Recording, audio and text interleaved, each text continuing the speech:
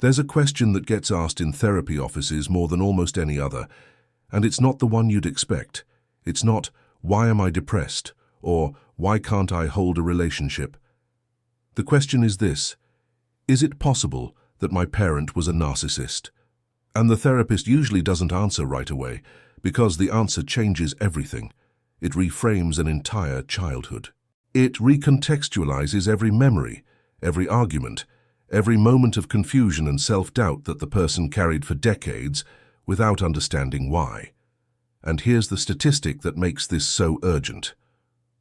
Research suggests that somewhere between 1 and 6% of the general population meets the clinical criteria for narcissistic personality disorder. That might sound small until you realize what it means in practice. In a country of over 300 million people, that's potentially millions of parents raising children inside a psychological environment that rewires the brain before the child even learns to speak. And the most unsettling part? Most of those children have no idea it happened. They grew up thinking their family was normal because it was the only family they knew. Today you're going to learn 5 unusual signs that almost every child of a narcissistic parent carries into adulthood. Signs that most people never connect to their upbringing. Signs that explain patterns you might have spent your entire life trying to understand. And some of these are going to feel uncomfortable, because the hardest truths are always the ones hiding in plain sight. Before getting into the signs, though, there's something critical to understand about how narcissistic parenting actually works at a neurological level, because without this context, the signs won't make full sense. A child's brain develops in direct response to the emotional environment it grows up in. This isn't metaphorical, it's measurable neuroscience. The prefrontal cortex, the part of the brain responsible for emotional regulation, identity formation, and decision-making, doesn't finish developing until the mid-20s. Which means that for the first 2 decades of life, the brain is essentially being sculpted by its surroundings. In a healthy home, the child's emotional experiences are met with what psychologists call attunement. The parent mirrors the child's feelings, validates their experiences, and provides a stable base from which the child can explore the world. This process builds secure attachment, the foundation of healthy relationships for the rest of that person's life. In a narcissistic home, attunement doesn't happen, or it happens inconsistently, which is almost worse. The narcissistic parent's emotional availability depends entirely on their own needs, their own mood, their own narrative. The child learns very early that their feelings are not important unless those feelings serve the parent. And that lesson gets encoded not just in memory, but in the actual architecture of the developing brain. The amygdala, the brain's threat detection center, becomes hyperactive. The hippocampus, which processes memory and context, can actually shrink under chronic emotional stress. Neuroimaging studies on adults who experience childhood emotional neglect show structural differences in brain regions associated with self-perception and emotional processing. These aren't personality quirks, they're neurological adaptations to an environment that was fundamentally unsafe. And they produce a very specific set of symptoms that most people never trace back to their origin. So let's talk about the first sign, and it's the one that catches people most off guard because it looks like a strength from the outside. Hyper-independence, the inability to ask for help even when you desperately need it. Most people assume independence is a good thing, and it is in healthy doses, but there's a version of independence that isn't about confidence or self-reliance. It's about survival. Children of narcissistic parents learn very early that relying on others leads to disappointment, manipulation, or punishment. When a child reaches out to a narcissistic parent for comfort and receives criticism, dismissal, or emotional withdrawal instead, the brain files that experience under danger. Reaching out equals rejection. Needing help equals vulnerability. Vulnerability equals pain. Do that enough times during the critical years of attachment formation, and the brain builds a fortress, not out of strength, but out of necessity. In adulthood, this shows up in ways that look impressive but feel exhausting. The person who insists on doing everything themselves, who can't delegate at work, who won't let their partner help with anything, even something as simple as carrying the groceries, who feels a visceral, almost physical discomfort when someone offers to do something for them. And here's the thing about hyper-independence that nobody talks about. It's lonely. Profoundly, achingly lonely. Because real intimacy requires letting someone in. It requires showing weakness. It requires trusting that the other person won't use your need against you. And the child of a narcissist was trained, through thousands of micro-interactions over thousands of days. That trust is a trap. Their attachment system isn't broken. It's doing exactly what it was designed to do based on the data it received. The problem is that the data came from a broken source. Studies on attachment patterns in adults raised by emotionally unavailable parents show that hyper-independent individuals have elevated cortisol responses when placed in situations that require vulnerability. Their bodies literally enter a stress state when someone tries to help them. Accepting help feels dangerous at a biological level. It triggers the same neural alarm that fired when they were 5 years old and learned that needing their parents' love came at a price. Some researchers describe this as compulsive self-reliance, and it correlates strongly with difficulty forming deep romantic partnerships, chronic burnout from refusing to share burdens, and a persistent sense of emotional isolation even when surrounded by people who care. The hyper-independent person is never truly alone by circumstance. They're alone by architecture. Their brain built the walls, and now they can't find the door. And here's a pattern that therapists who specialize in narcissistic abuse see constantly. The hyper-independent person often attracts partners and friends who are, ironically, overly dependent, because the dynamic feels familiar. One person gives, one person takes, one person needs, one person provides. It replicates the original family system, except now the child of the narcissist is in the parent's role. They become the strong one, the reliable one, the one who never needs anything. And they do this not because it makes them happy, but because it's the only relational template their brain has stored. Needing nothing from anyone feels safe. Being needed by everyone feels like purpose. But it's not purpose. It's a reenactment. And reenactments, by definition, never have new endings. They just replay the original script with different actors. Breaking out of hyper-independence requires something that feels counterintuitive to every cell in the body. Allowing yourself to be helped when you could handle it alone. Not because you can't do it, but because letting someone in, genuinely in, is the only way to update the software that's been running since you were small enough to fit in someone's arms, but too afraid to ask to be held. But here's where things get even more interesting, because the second sign seems like the exact opposite of the first. And the fact that they coexist in the same person is what makes children of narcissists so hard to understand, even for themselves. Chronic people-pleasing combined with hidden resentment. This is the person who says yes to everything, who volunteers first, who cancels their own plans to accommodate someone else's, who apologizes for things that aren't their fault, reflexively, automatically, like breathing. From the outside, they look selfless, generous, easygoing. From the inside, they're drowning. Because underneath all that agreeableness is a simmering reservoir of anger that they don't even know how to name. Here's how this develops. In a narcissistic household, the child's emotional survival depends on managing the parent's mood. The narcissistic parent doesn't regulate their own emotions. They outsource that job to the people around them, especially their children. When the parent is upset, the entire household reorganizes to fix it. When the parent is happy, everyone relaxes. The child learns that their primary job isn't to be a child, it's to be an emotional thermostat for someone else. Psychologists call this parentification, and it's a form of emotional abuse that often goes unrecognized because it looks like maturity. She was always such a responsible kid. He was so mature for his age. Those descriptions, which sound like compliments, are often red flags, because a 7-year-old who's skilled at reading adult emotions and adjusting their behavior to prevent conflict isn't mature. They're surviving, and the way they survive is by learning that their own needs come last, always, every time, no exceptions. In adulthood, this programming runs in the background like invisible software. The people-pleaser says yes not because they want to, but because saying no triggers a terror response that's completely disproportionate to the situation. Turning down a dinner invitation feels, in their nervous system, like turning down a narcissistic parent's demand. And the consequences of that, when they were children, ranged from cold silence to explosive rage to weeks of emotional punishment. So they say yes to everything, to everyone. And the resentment builds. It builds in their jaw, which clenches at night.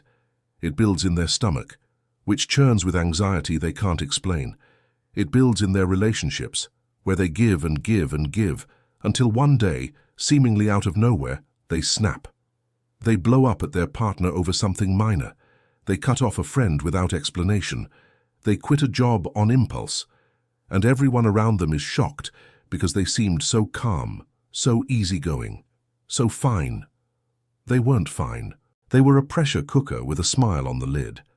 Research on people-pleasing behavior in adults with narcissistic parents shows elevated baseline levels of cortisol, the stress hormone, even during social interactions that should be positive. Their body stays in a state of anticipatory stress because it's always waiting for the punishment that used to follow a misstep, and the resentment they carry isn't actually about the people they're pleasing. It's about the parent who taught them that their worth was conditional on their usefulness. Every time they abandon their own needs for someone else, they're reliving the original wound. They just don't know it yet. There's a phenomenon that clinicians call the apology reflex that's almost universal among children of narcissists. These are the people who apologize when someone else steps on their foot, who say sorry for having an opinion, who apologize for existing in a way that might inconvenience anyone, ever for any reason. And the apology isn't social politeness, it's appeasement. It's a preemptive surrender designed to prevent conflict before it starts. Because in the narcissistic household, conflict didn't mean a disagreement. Conflict meant emotional annihilation. It meant hours of the silent treatment. It meant being told you were ungrateful, selfish, a burden. It meant watching the parent you depended on for survival become cold and unreachable because you dared to have a boundary. So the child learned to apologize before the offense, to take responsibility before the accusation, to shrink before being shrunk.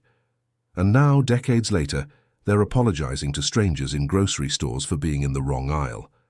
The body remembers what the mind has long buried. And it apologizes on autopilot because the consequences of not apologizing were once too catastrophic to risk. Makes sense, right? But this is where things get really tricky, because the third sign is one that most people would never associate with childhood trauma. It's too quiet, too invisible, too internal. When the body runs on old survival coding, mental noise becomes background static. You're reacting before you're thinking. Clarity is what interrupts that autopilot. And if you want to help your mind function with more clarity and less internal interference, take a look at the brain song. It's a science-based method designed to pull the brain out of mental overload and restore real focus in just 12 minutes a day. You'll find the link in the first pinned comment. Chronic difficulty knowing what you actually want. Not in a philosophical, existential way.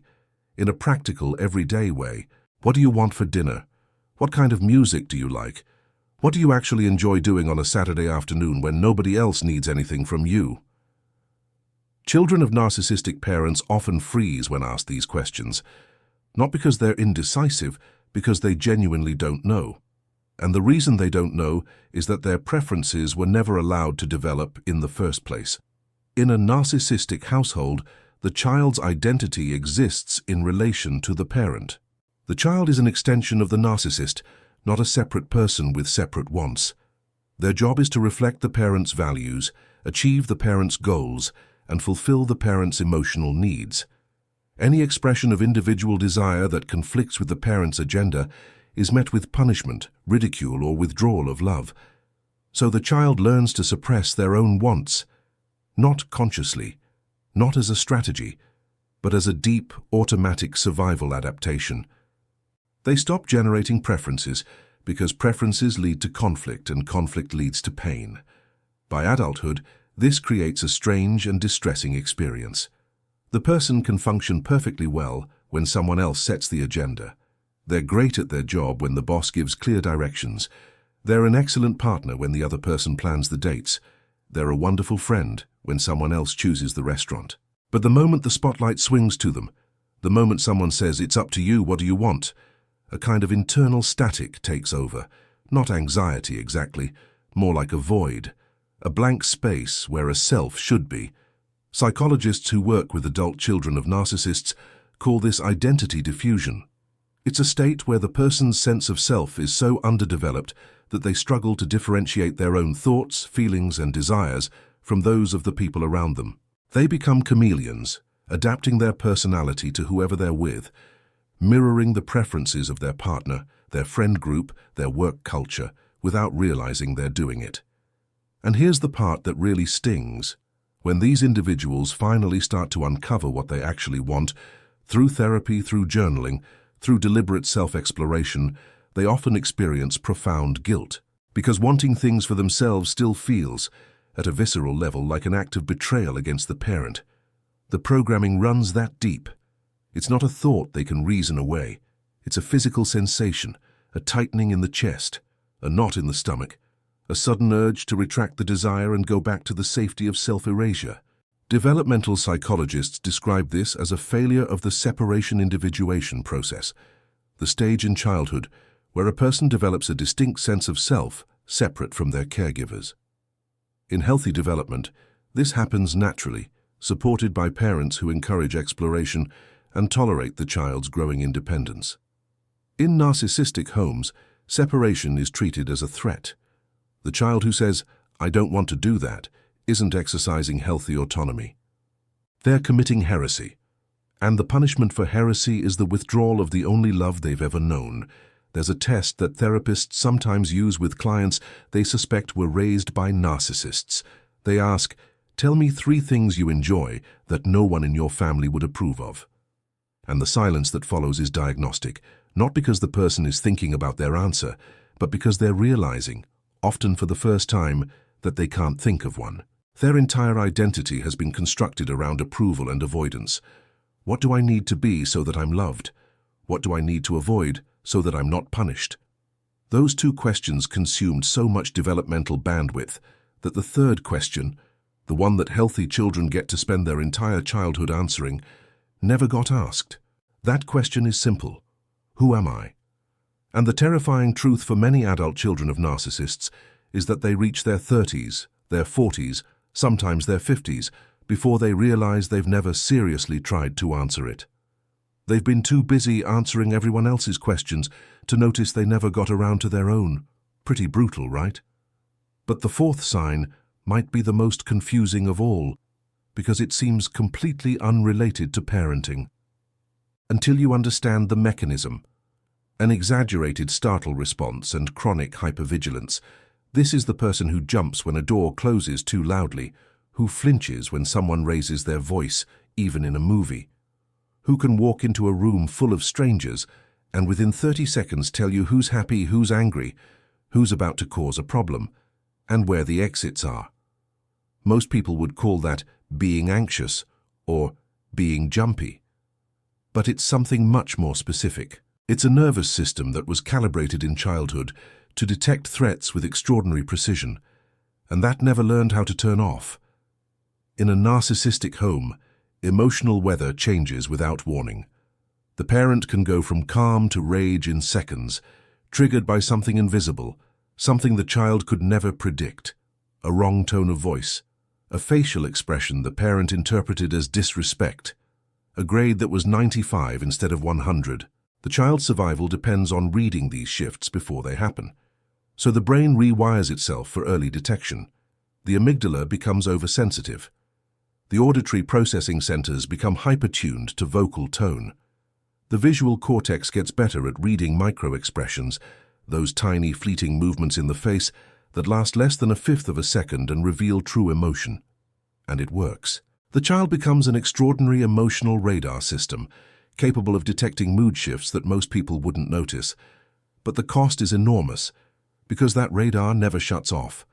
Not when the child grows up, not when they leave home, not when they're in a perfectly safe environment with people who love them.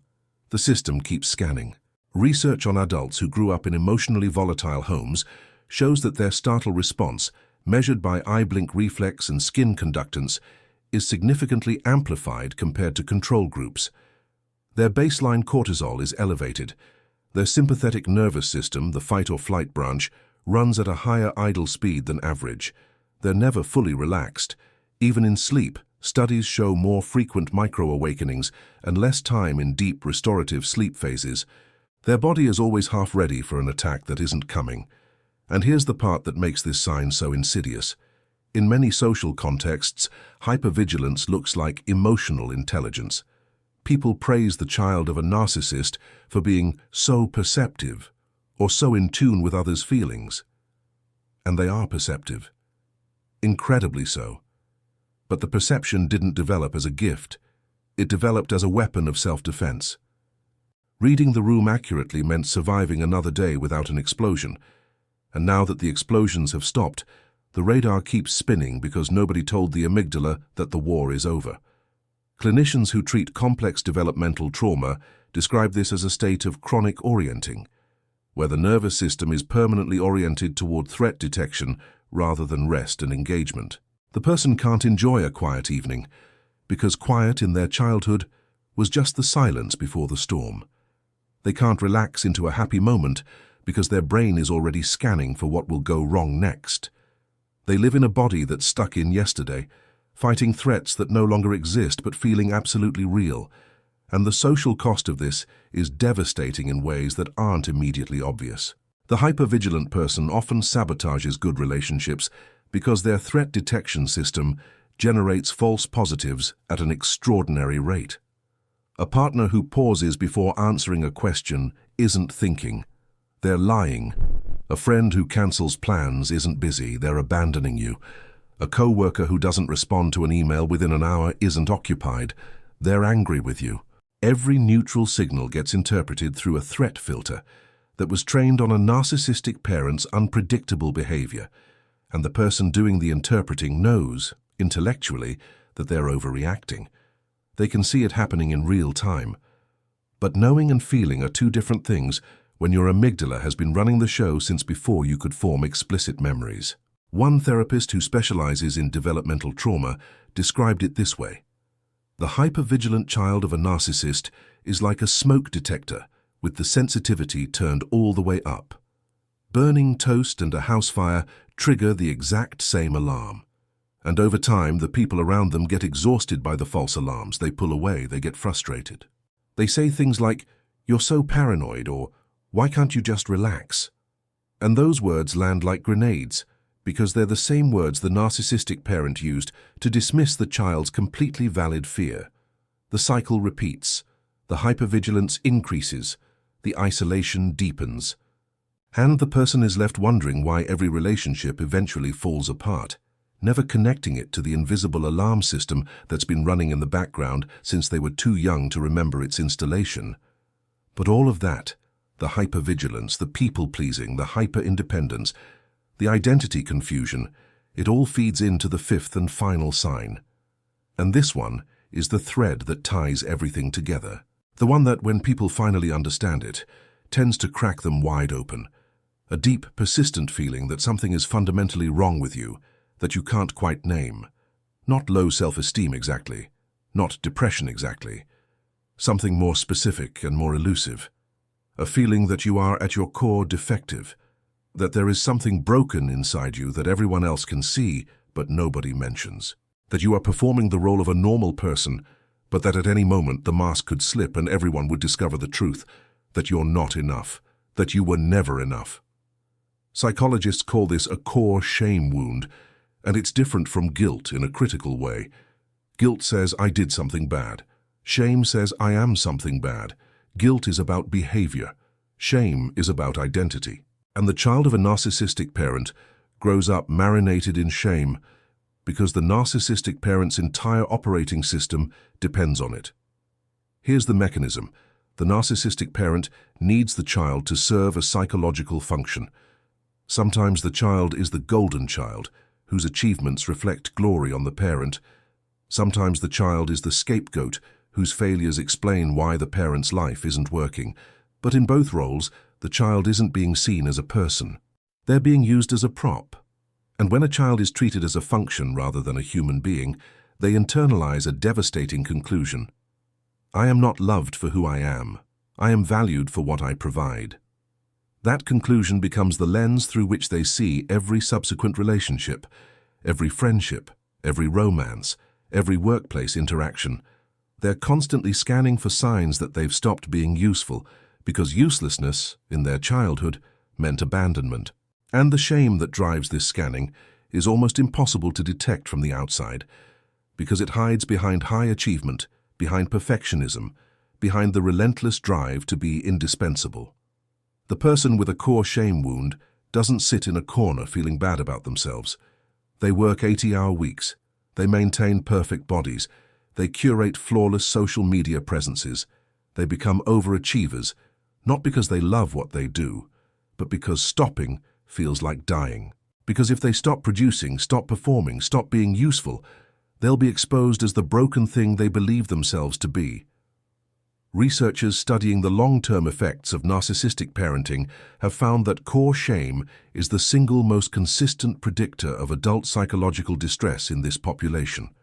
More than anxiety, more than depression, more than attachment difficulties. Shame is the root from which all the other symptoms grow.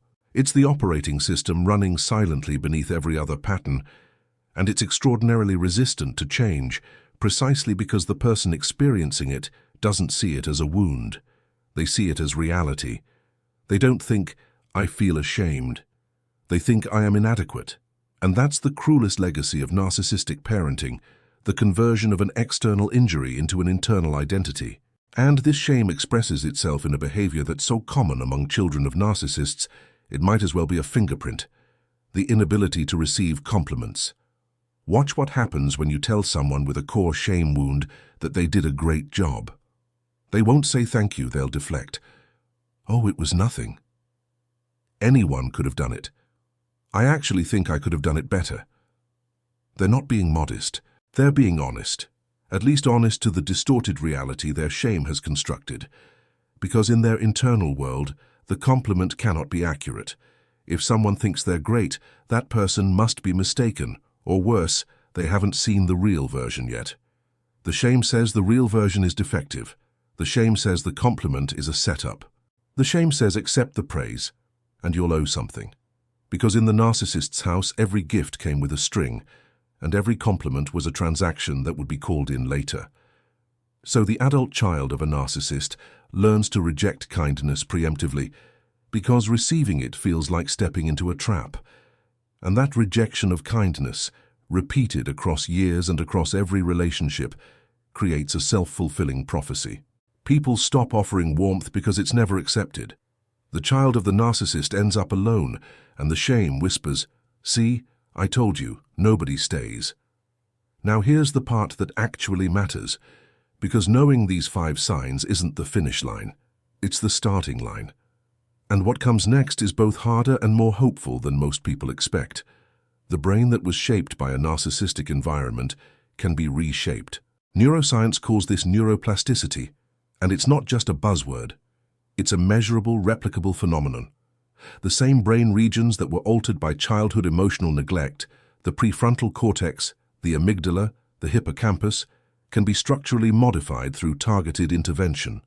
Therapy modalities like somatic experiencing work directly with the hypervigilant nervous system, teaching it to discharge the survival energy it's been holding for decades. Cognitive processing therapy helps dismantle the shame narratives that were installed in childhood.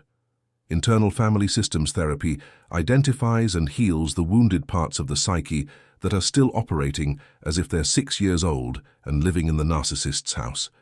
And the timeline for change is more encouraging than most people think. Functional brain imaging studies show measurable changes in amygdala reactivity after as few as 8 to 12 weeks of consistent therapeutic work. Cortisol patterns can begin normalizing within months. The startle response can be retrained. The people-pleasing can be unwound. The identity that was never allowed to form can slowly and sometimes painfully begin to emerge. But here's the thing about recovery that nobody tells you, and it's the part that trips most people up. Healing from narcissistic parenting doesn't feel like relief, not at first. It feels like loss, because when you start dismantling the survival adaptations you've carried your entire life, You're not just changing habits, you're grieving. You're grieving the parent you deserved but didn't get. You're grieving the childhood that was stolen and replaced with a performance. You're grieving the version of yourself that might have existed if the environment had been different. And that grief is real and necessary and cannot be skipped. People who try to skip it, who try to jump straight from identifying the problem to being healed, almost always relapse into the old patterns, because the patterns aren't just behaviors. They're relationships with parts of yourself that kept you alive. The hyper-independence kept you safe when nobody else would. The people-pleasing kept the peace when peace was the only currency that mattered. The hypervigilance warned you of danger 1,000 times before you were old enough to protect yourself. These adaptations deserve respect before they're retired. They earned it. There's a concept in trauma therapy called thanking the guard before relieving them of duty. The hypervigilance, the people-pleasing, the hyper-independence, the identity suppression, the shame, each of these was a guard that stood at the gates of your psyche and kept you alive during a war you didn't choose and couldn't escape. Dismissing them as weaknesses or character flaws isn't just inaccurate. It's a repetition of the narcissistic parent's playbook, which was to tell you that your natural responses to an unnatural environment were evidence of your deficiency. They weren't. They were evidence of your intelligence, of your adaptability, of a brain that did exactly what it needed to do with the resources it had available. The work of healing isn't about destroying those adaptations. It's about building new ones alongside them until the old ones are no longer needed, and they can finally, after all these years, stand down. And this is the part that changes everything for most people who recognize themselves in these 5 signs. The realization that you're not broken. You were never broken. You were adapted, perfectly, precisely, brilliantly adapted to an environment that required you to be something other than yourself. And the fact that you survived, the fact that you're sitting here recognizing these patterns, the fact that some part of you always knew something was off, even when you couldn't name it, that's not evidence of damage. That's evidence of resilience. The kind of resilience that only forms under pressure. The kind that most people will never develop because they were never tested the way you were. The 5 signs aren't flaws, they're scars. And scars, by definition, mean the wound has already begun to close. The question isn't whether healing is possible. The research is clear on that. The question is whether you're willing to go through the uncomfortable, disorienting, sometimes heartbreaking process of meeting the person you were always supposed to become. The person your narcissistic parent couldn't tolerate, couldn't control, and couldn't destroy. Because that person is still in there, and they've been waiting a very, very long time for you to come find them.